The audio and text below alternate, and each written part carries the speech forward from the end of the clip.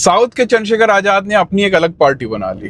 चंद्रशेखर आजाद नहीं थे एक्चुअली में, वो थे थैलापति विजय, सुपरस्टार फिल्म के एक्टर, जो साउथ में लगभग 275 करोड़ रुपए चार्ज करते हैं एक फिल्म का।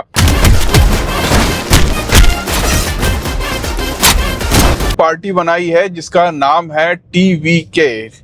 और एक्चुअली में मैंने चंद्रशेखर आजाद क्यों बोला, क्योंकि इनका नाम है जोसेफ, इनका असली नाम है जोसेफ विजय चंद्रशेखर।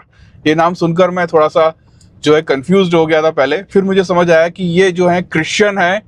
दूसरा, ये जो फिल्म में जो एक्टर होते हैं ना साउथ में, वो कुछ ना कुछ उपनाम जोड़ा जाता है उनके साथ। तो जो थैलापति विजय बोला जाता है इनको, थैलापति का मतलब होता है किसी तरह का सेनापति या कमांडर। पार्टी तो लगभग इन्हें 8 महीने पहले ही बनानी थी, लेकिन 27 अक्टूबर को जबरदस्त रैली की। अगर आप रैली को देखोगे तो कहा जा रहा है कि 60,000 तो कुर्सियां लगाई गई थी और लगभग 3 लाख से ज्यादा लोग वहां पहुंचे हैं, ऐसा अनुमान लगाया गया है। और बहुत सच में बहुत ग्रैंड इवेंट हुआ है। अगर आप देखोगे वीडियो में, गजब यार, इतने सारे लोग नजर आ रहे हैं।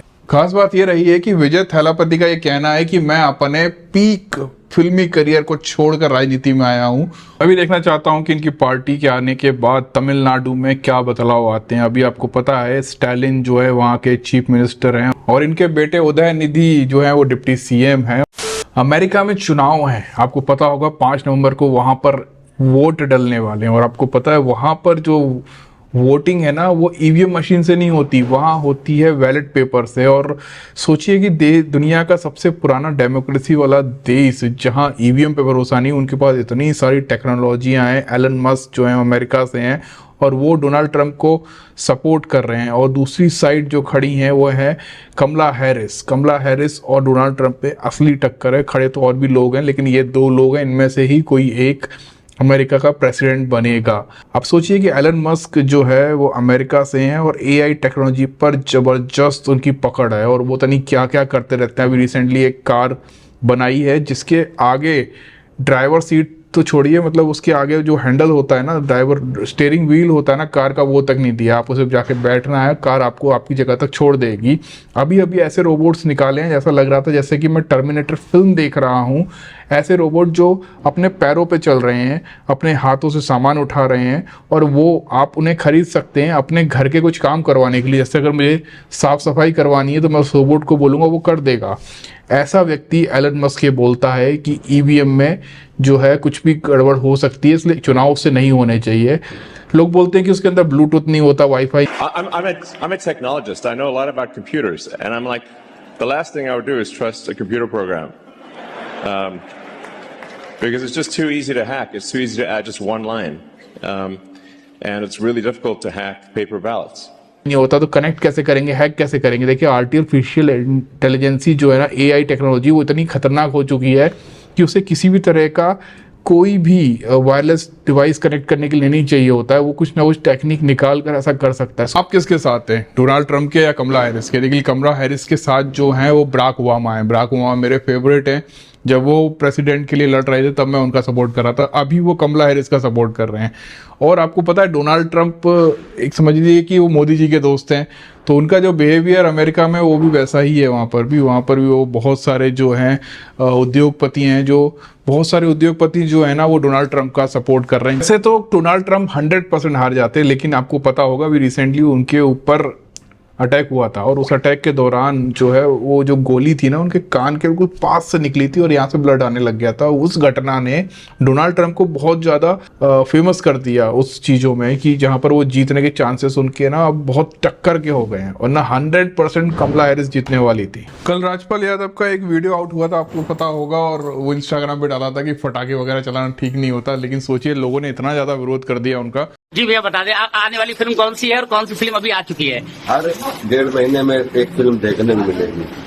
अच्छा भैया, अभी हाल ही में दीपावली से पहले एक आपका बयान आया था जिसमें मैं सोच रहा हूँ कि वैसे जो उसने बोला वो बिल्कुल सही बोला यार। इस समय आपको पता है दिल्ली जो है वो गैस चैम्बर बन चुकी है। हमारे ग्वालियर में आमतौर पे जितने पटाखे फोड़े जाते थे उतने इस बार मेरे को नहीं दिखे। मतलब अभी भी आप देखो ऐसा कोई खास माहौल नहीं है। समय था कि हमारे यहाँ पर भी जबरदस्त पटाखे फोड़े जाते थे, लेकिन अभी ये सब चीजें नहीं हो रही हैं। भाई कोरोना में जो लॉकडाउन लगा था उससे जितने लोगों की नौकरियां गई थी उससे कुछ लोगों को एहसास तो हो गया होगा कि पैसा कितना इंपॉर्टेंट है, और ऐसा पैसों में आग लगाना बहुत ही गलत है। ये पैसा किसी के खाने के लिए काम आ सकता है और जाता है बिना किसी लॉजिक के। हर चीज़ को धर्म से जोड़कर लोगों को ट्रोल कर दिया जाता है। इस वजह से राजपाल यादव ने सोचा होगा कि भाड़ में जान दो यार, जो जो कर रहा है करो, हमें क्या करना, क्योंकि हो सकता है कि उसको फिल्में ना मिलती आगे। अभी तो मुझे उत्तर प्रदेश के जो बाई इलेक्शन है ना, उसमें बहुत इंटरेस्ट हो रहा है। उसके बाद जो है महाराष्ट्र और उसके बाद झारखंड। आप लोगों का क्या है? क्योंकि मुझे ऐसा लगता है कि उत्तर प्रदेश में जो जीतेगा वो आने वाले टाइम पर काफ़ी बड़ी पावर बन सकता है। और आपको पता है नॉर्मली तो कौन ही जीतने वाला है। इसी बात पर चंद्रशेखर आज़ाद अभी लाइव आए थे और उन्होंने बताया कि हरियाणा में जो है उनका संगठन नहीं था, इस वजह से वो कोई अच्छा कमाल नहीं कर पाए, लेकिन उत्तर प्रदेश में उनका बहुत मजबूत संगठन है और पूरे चांसेस हैं कि वही ये जो 9 सीटें हैं उनमें ज़्यादातर सीटें जीतेंगे। हरियाणा हम लोग इसलिए हारे कि हमारा संगठन वहां बहुत कमजोर था। उत्तर प्रदेश हम लोग इसलिए जीतेंगे उपचुनाव कि हमारा संगठन बहुत मजबूत है। हमारे लोगों ने दिन रात एक की है।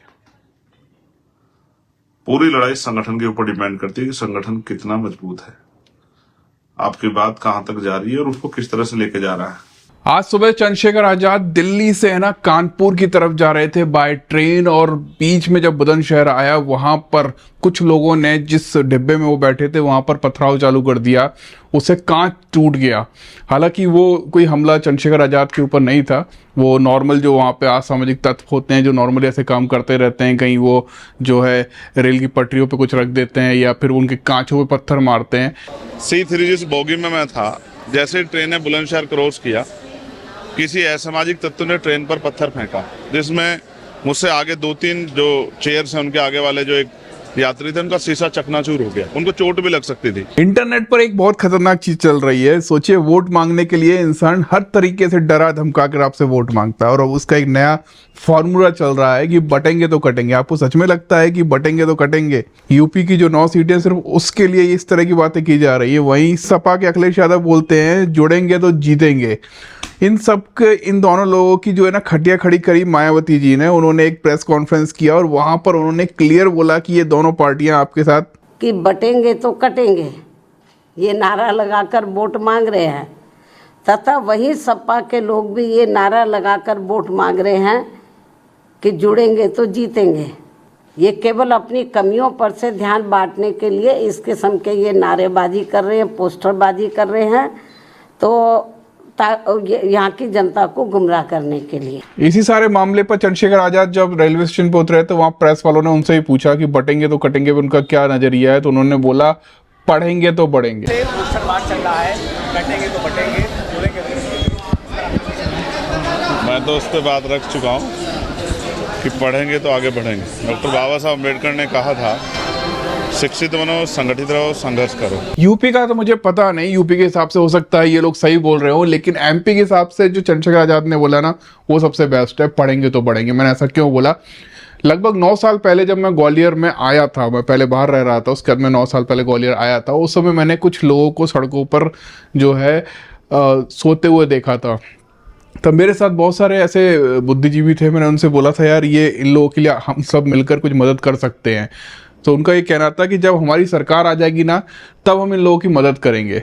9 साल हो गए, सरकार आपको पता है कुछ बदलाव हुआ नहीं 9 सालों में, लेकिन उन लोगों की हालत आज भी वही है। लेकिन अगर सोचिए कि कुछ लोग मिलकर उनको शिक्षा के लिए प्रेरित करते या उनकी मदद करते पढ़ने में, या फिर उनके रहने खाने की कुछ व्यवस्था कर देते, तो कम से कम इन 9 सालों में वो और उनके बच्चों की जो हालत है वो सुधर सकती थी। लेकिन अभी भी उनकी हालत तो वैसी ही है, सड़कों पर ही वो लोग सो रहे हैं। किसी भी कारण से अगर आप पढ़ाई नहीं कर पा रहे हैं लेकिन आप सोशल मीडिया भी पढ़ लेते हैं ना, तो उससे भी बहुत कुछ इनकम सोर्स आपका बढ़ सकता है। इसलिए मेरे ऑफिस में बहुत सारे लोग डेली विजिट करते हैं, वो मुझसे मिलते हैं, मुझसे पूछते हैं किस तरह से वो आगे अपना यूट्यूब चैनल बना सकते हैं और आगे सोशल मीडिया पे क्या उनकी ग्रोथ होगी। तो मैं किसी को भी मना नहीं करता, जो आता है मैं उसकी मदद करता हूँ और कोशिश करता हूँ कि किसी का एक का चैनल चल जाए तो उसका एक पार्ट टाइम इनकम बन जाए। और इस वजह से हम लोग एक सोच रहे हैं कुछ एक नया चैनल खोलने का जहाँ पर यूट्यूब के बारे में सिखाएं, और जो मुझे लगता है इस महीने के एंड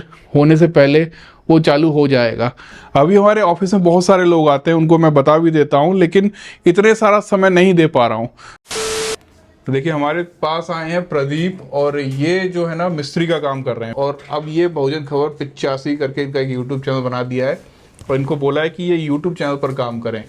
तो अभी जो ये काम कर रहे हैं मिस्त्री वाला वो काम करने में आपका मन नहीं है? नहीं, इंटरेस्ट नहीं। तो ये हमारे पास आए थे, क्या नाम है आपका? मेरा नाम राम सिंह जौनवाल। तो यूट्यूब चैनल चलाना चाहते हो? जी। तो अभी क्या क्या दिखाओगे क्या यूट्यूब चैनल पर?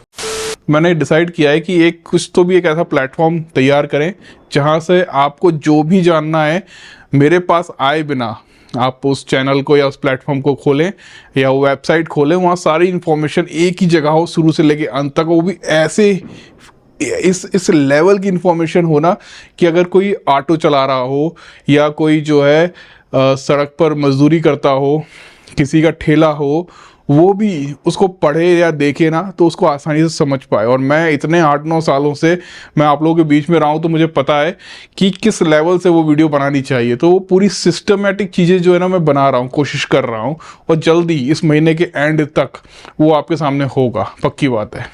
सोचिए महाराष्ट्र में चुनाव है, 20 तारीख को वोटिंग होना है, 23 को रिजल्ट आ जाएगा, और ऐसे समय पे किसी पार्टी का मुखिया की तबीयत खराब हो जाए तो उसके जो पार्टी वाले हैं उनको कैसा फील होता होगा। उसी तरह से प्रकाश अंबेडकर जी को 31 तारीख को सीने में बहुत तेज दर्द हुआ, उनको आईसीयू में भर्ती करना पड़ा, और बाद में पता चला कि उनके दिल में ब्लड क्लॉट हो गया है, मतलब दिल में रक्त का थक्का जम गया है, इस वजह से ऐसा हो रहा था। उनकी एंजियोग्राफी और एंजियोप्लास्टी भी हुई है, अभी हाल फिलहाल बिल्कुल सही है।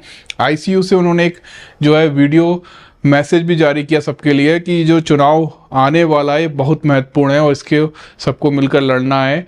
मैं तो यही बोलना चाहूँगा प्रकाश अंबेडकर जी की तबीयत जल्दी से जल्दी ठीक हो जाए, क्योंकि जो कम समय बचा है वो ज़्यादा से ज़्यादा उसकी तैयारी कर सकें और ताकि उनकी पार्टी को एक अच्छा रिजल्ट देखने को मिले। आप लोग जो बोलना चाहते हैं कमेंट में बता सकते हैं। आज के लिए इतना ही रखते हैं, मिलते हैं कल, बाय।